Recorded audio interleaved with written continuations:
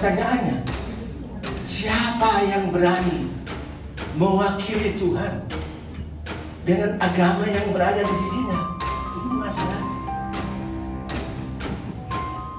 Jadi saya cuma bertanya saja, kalau ada orang mengatakan saya memperjuangkan Islam, mewakili Islam, kita bertanya, apakah dia sudah mendapatkan mandat? Karena ini berada di sisi Tuhan. Sebelum kita lanjut, jangan lupa subscribe dan nyalakan loncengnya, agar tidak ketinggalan info terbaru dari Davina News. Video ini dipersembahkan oleh Indo Express. Indo Express Fast Handling, Fast Solution. Bapak Sayuti Asyantri, mantan pendiri Partai Amanat Nasional. Silakan Pak Sayuti. Assalamualaikum warahmatullahi wabarakatuh. Terima kasih kepada para pembicara yang sangat saya hormati, para hadirin, Bapak Ibu saudara sekalian, yang saya cintai, saya hormati. Saya kira saya merasa sangat terpesona ya dengan acara ini karena saya banyak belajar. Hampir saja tidak ada lagi yang bisa saya sampaikan karena semua ruang itu sudah diisi. Apalagi Institute for Democracy and Education (IDE) itu relatif ada 3 pembicara di situ, yaitu ada Saudara Abdurrahman, Profesor Dr. Sila, dan ada juga yang kita hormati adalah Saudara Ismail Al-Hadar. Jadi luar biasa, Ustadz Masri Sitanggang yang saya bilang sama PKS, kalau mau bikin partai Islam biasanya awal-awalnya semangat dakwahnya begitu, jihad, Allahu Akbar. Jadi memang semangat ideologisnya ini membuat kita tidak ragu bahwa semangat ideologi Masyumi baru ini membuat orang tercengang, seolah-olah bangkit lagi kekuatan Islam Indonesia. Tapi menurut saya ada satu, kalau ada sumbangan pikiran ya, filosofis yang bisa saya tawarkan, kan? Kita mestinya lebih sering bertanya, mulai dari pertanyaan kita itu benar atau salah. Jadi mulai dari pertanyaan saja. Pertanyaan bahwa apakah Partai Islam nanti akan menang?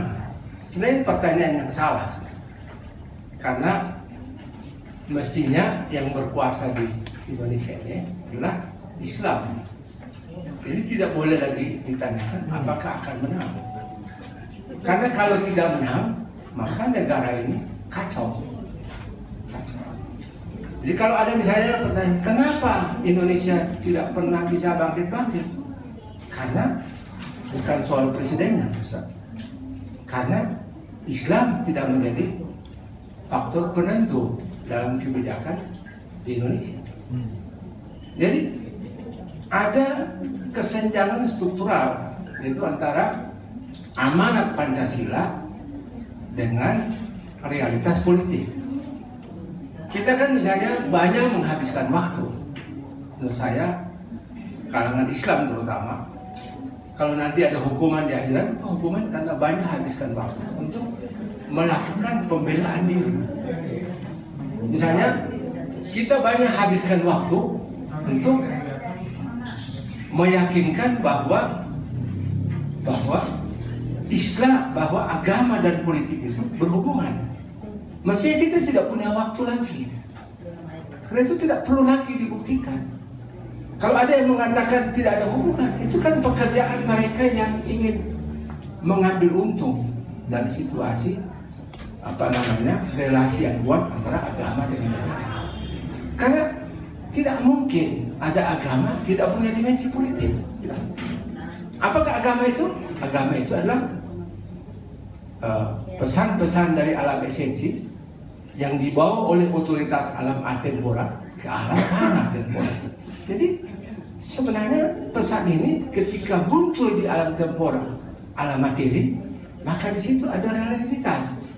Kalau ada relativitas, maka pasti ada kerja-kerja, siasat-siasat, apakah siasat baik atau siasat buruk untuk mensiasati dalam realitas yang relatif.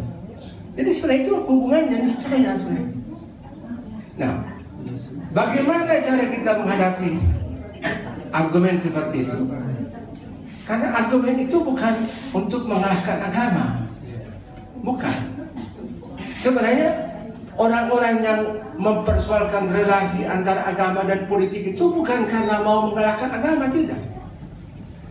Karena kalau agama itu maksudnya adalah membuat orang asyik di mihrab-mihrab, asyik di rumah-rumah ibadat, dan tidak mengganggu kerja-kerja eksploitasi, merampok sumber daya negara, maka mereka tidak ada urusan. Bahkan mereka membiayai orang untuk lebih banyak beribadah.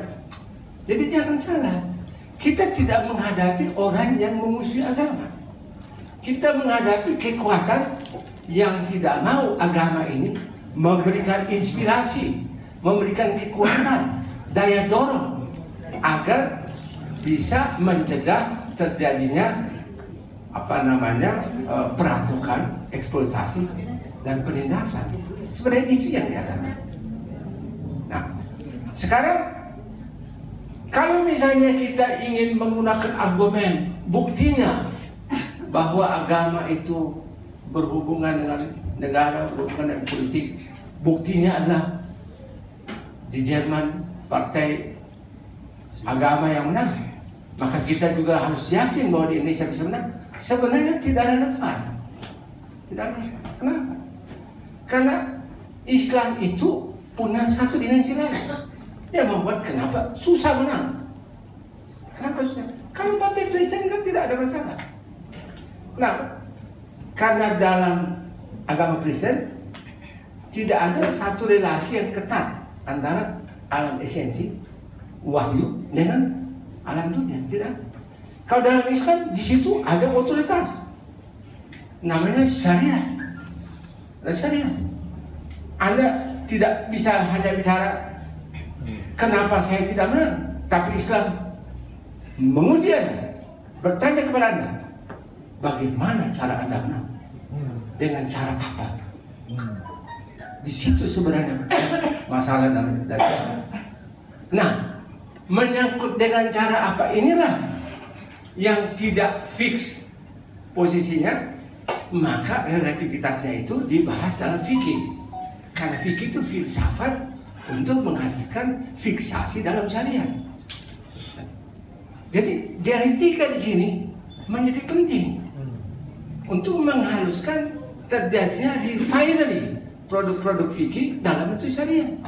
Jadi otoritas syariat ini begitu pentingnya sehingga seorang pemikir Islam, Murtada Mutahari, mengatakan sebenarnya apa itu ideologi? Ideologi itu adalah syariat. Jadi kalau tidak ada syariat, maka tidak ada ideologi Islam. Hanya bedanya, kalau ideologi dalam urusan ubudiyah selesai, tidak ada masalah. Masalahnya adalah ideologi dalam urusan muamalah. Sedangkan, maaf saya berdiri ya. Ini lagi mau Mimbar. Nggak boleh ya? Boleh pada hari itu. Dan kalau duduk nafas yang lain. Oh, iya. Jadi sebenarnya ketika tafsir itu terjadi, Ustaz, dari esensi kepada eksistensi, di situ masalah. Masalahnya di mana? Masalahnya adalah kita ini harus final dulu memaknai apa itu Islam. Apa itu Islam? Kita memaknai secara materialistik. Ada gambaran misalnya dalam politik itu pohon pisang. Dalam gambaran perumpamaan misalnya gedung bertingkat. Tapi sebenarnya kita lupa bahwa Islam itu pertama-tama sebagaimana Al-Quran, kalau saya salah tolong diluruskan, inna dina indallah Islam. Agama yang berada di sisi Allah adalah Islam. Pertanyaannya, siapa yang berani mewakili Tuhan dengan agama yang berada di sisinya? Ini masalahnya. Jadi saya cuma bertanya saya, kalau ada orang mengatakan saya memperjuangkan Islam, mewakili Islam, kita bertanya, apakah dia sudah mendapatkan mandat? Karena ini berada di sisi Tuhan. Dari mana dia dapat berita dari Tuhan bahwa dia diwakilkan untuk membuat partai yang mewakili dia? Ada puasa atau enggak? Ada kuasa atau tidak? Apalagi kalau ketika dia wakili di alam politik, dia bawa atas nama Tuhan yang maha kuasa, yang menggambarkan yusabbihu lahu ma fis samawati wal ardi wa huwal azizul hakim. Bertasbih semuanya. Semua ini Islam. Maka kita kadang-kadang terkagum-kagum mendengar orang bertanya atau mengatakan tidak semuanya perlu diislamkan. Oh tidak. Apa yang tidak Islam? Apa yang tidak Islam? Karena semuanya yusabbihu lahu ma fis samawati wal ardi wa huwal azizul hakim. Usus kita ini Islam. Kita setuju atau tidak setuju, dia bekerja menurut hukum-hukum, ketundukan kepada hukum-hukumnya. Jadi semua ini Islam. Masalahnya kalau kita wakili dia di alam politik, kemudian dia kalah menghadapi Megawati dan Surya Paloh, ini masalahnya. Ini pemilik mandatnya ini mana Pak? Ada bawa nama saya terus saya kalah. Nabi kalah, Tuhan kalah menghadapi Surya Paloh, Megawati, dan angkanya dihitung-hitung hanya sekian persen. Tuhan hanya sekian persen. Ini kan memalukan. Jadi kalau kita bilang Islam, berarti sebenarnya kalau kita bilang agama, sebenarnya Pancasila kita mengatakan yang menang dalam politik Indonesia adalah partai agama. Karena Pancasila mengatakan supremasi dari sila-sila ada pada pesan agama, ketuhanan yang Maha Esa. Maka pertanyaan bahwa apakah partai agama yang harus menang itu pertanyaan kriminal. Karena Pancasila mengatakan harus menang dong ketuhanan yang Maha Esa sebagai sumber tafsir terhadap sila-sila yang lain. Jadi sebenarnya kita juga lupa kalau ada yang mengatakan Islam itu teroris, Islam radikal. Sebenarnya orang itu mengatakan Pancasila itu teroris dan radikal. Karena pertanyaan seharusnya adalah Protes.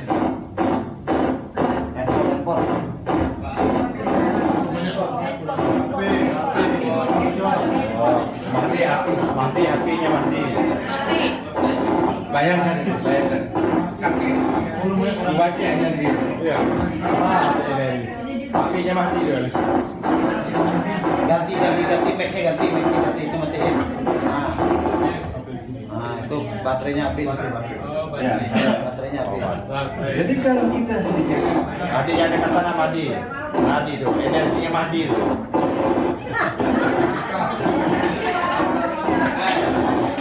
udah ditulisin. Di pindah di. Saya tulisin aja. Ya. Jadi, udah. Bagaimana kalau kita biasakan diri dengan bunyi itu? Mengganggu di. Dempet, dempet. Di.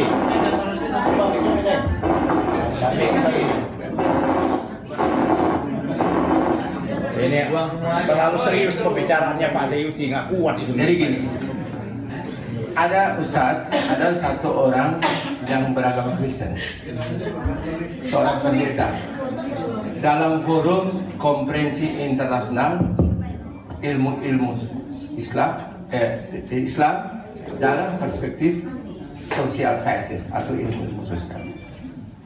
Di antara berbagai makalah yang dibahas dalam konferensi itu, salah satu makalahnya berjudul Epistemologi Based on Tauhid. Jadi epistemologi didasarkan pada tauhid. Jadi Kristen, pendeta Kristen ini sudah sampai tiba pada keyakinan bahwa ilmu pengetahuan di dunia ini hanya bisa diselesaikan dengan pendekatan epistemologi yang didasarkan pada tauhid. Artinya, kalau kita bicara tentang partai Islam, maka partai itu harus berdasarkan tauhid, epistemologi yang berbasiskan tauhid. Dan kalau ketuhanan yang Maha Esa dalam Pancasila itu adalah tauhid, maka sebenarnya Indonesia ini negara bertauhid. Kenapa tidak maju? Karena umat Islam lupa akan kekayaan yang dimiliki, yang sudah diberikan oleh para founding fathers kita. Kenapa kita jadi seperti orang pinggiran, orang-orang yang inferior di sudut-sudut, mengais-ngais 3-4%, sebenarnya bisa 7%, sebenarnya bisa 10%, tidak.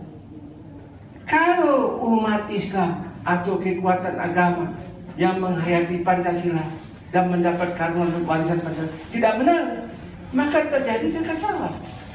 Karena ada satu struktur yang tidak kompatibel. Yang menang itu tidak memperoleh amanah dari negara. Jadi itu Ustaz. Nah, tapi kenapa pecah?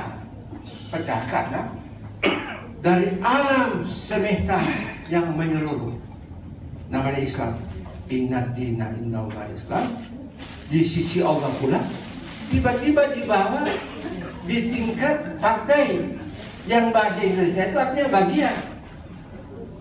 Jadi bagaimana bisa bagian mewakili keseluruhan?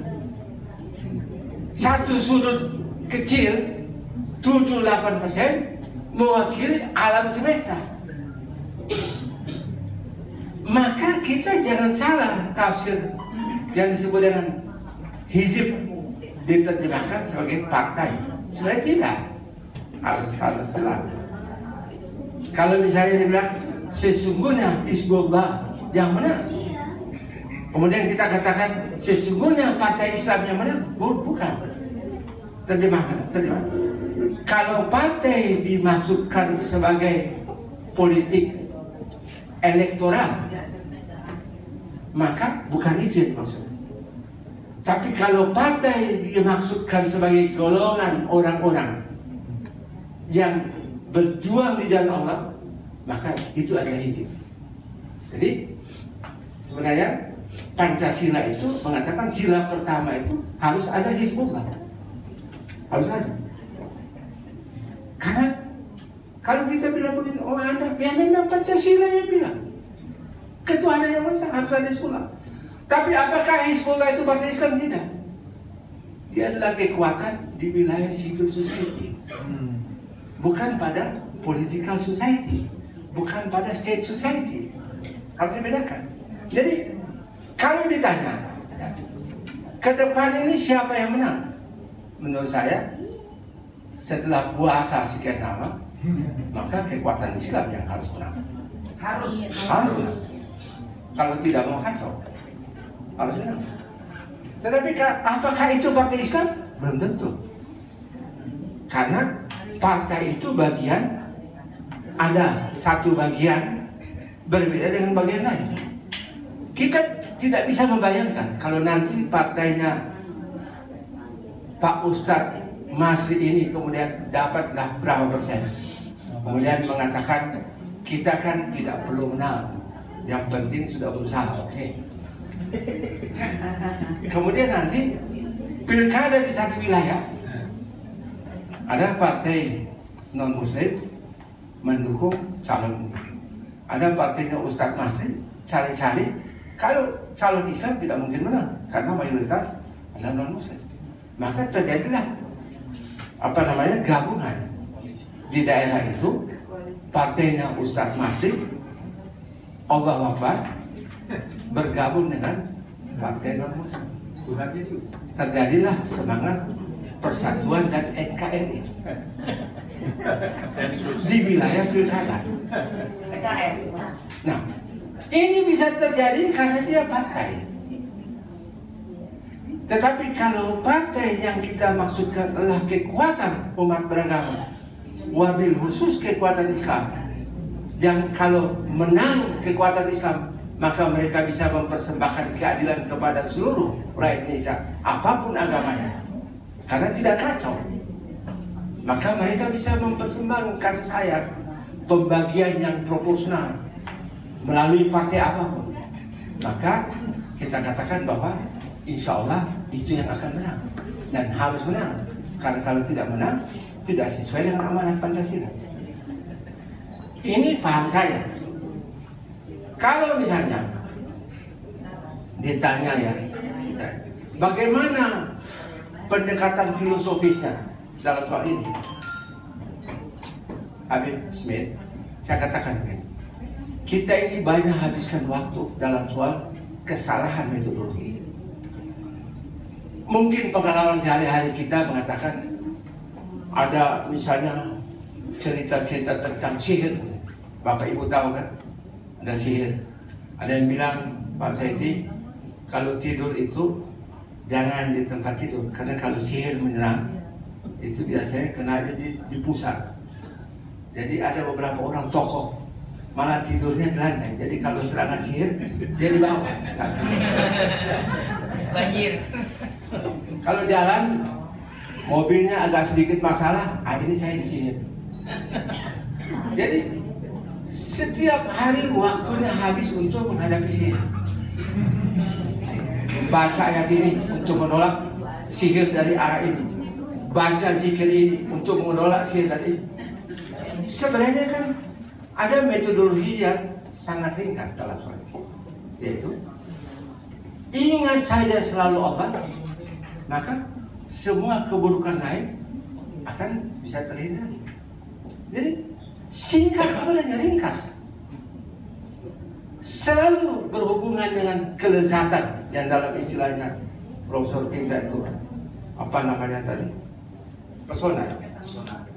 Pesona kebenaran dalam bahasa para sufi itu keasikan dalam cinta ilahi. Jadi kalau kita penuhi diri kita dengan cinta kepada kebenaran, maka sihir juga tidak datang. Tapi karena kita menghadapi sihir itu secara diametral, maka selalu habis waktu, kalah terus. Nah, kekuatan Islam Indonesia itu terlalu banyak habiskan waktu karena minder, Wardix, hates, kompleks, karena inferior, karena mereka melihat musuh mereka itu berhadapan-hadapan. Tidak. Saya ingat ada sebuah cerita dalam perang Islam, ketika para jagoan yang maju dalam duel tanding pada kala ada seorang jago yang terakhir. Ketika dia maju, dia tidak menghadapi lawannya itu berhadapan. Dia muter. Dan ketika dia muter, dia lakukan serangan dari lambung. Serangan itu dengan mengangkat kudanya, menerbangkan kudanya melewati itu orang. Dari posisi dari lambung dan dari atas, dia bisa habisi lawan. Artinya apa? Angkatlah diri kita ke langit dan kita akan melihat ke bawah dengan kasih sayang. Dan yang coba-coba untuk mengganggu, kita tinggal singkirkan. Saya kira itu sebenarnya. Tingkatkan saja posisi kita.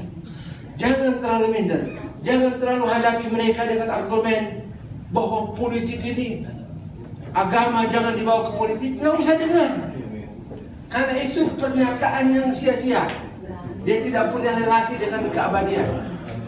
Jadi kata Imam Ali, segala sesuatu yang tidak berkaitan dengan keabadian adalah sia-sia. Aku hanya berurusan dengan yang ada hubungan dengan keindahan dan keabadian. Masuk barang dulu.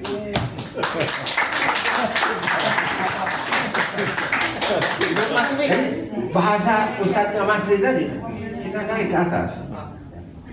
Dengan kita naik ke atas, kita melakukan transendensi. Dan jangan lupa, jangan coba-coba wakili alam di atas itu tanpa kejelasan berita dari atas. Karena bahaya. Dari mana kita tahu kita wakili dari atas? Saya kira itu saja. Jadi bukan soal partai Islam itu boleh atau tidak boleh.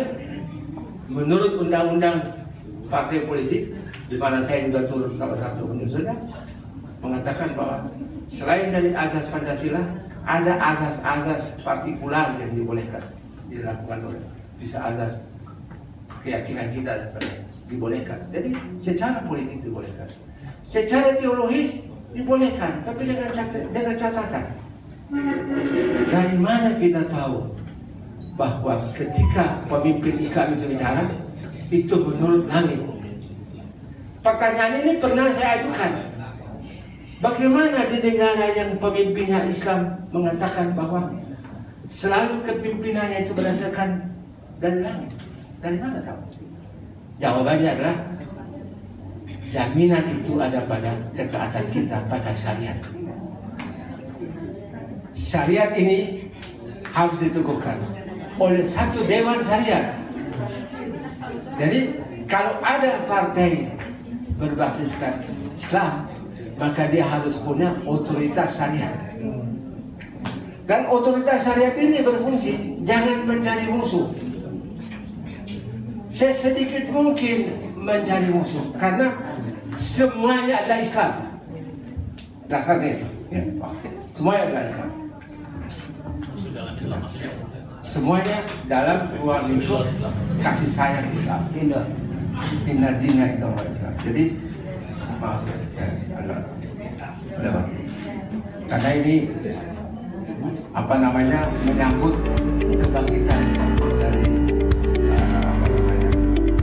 Islam. Terima kasih.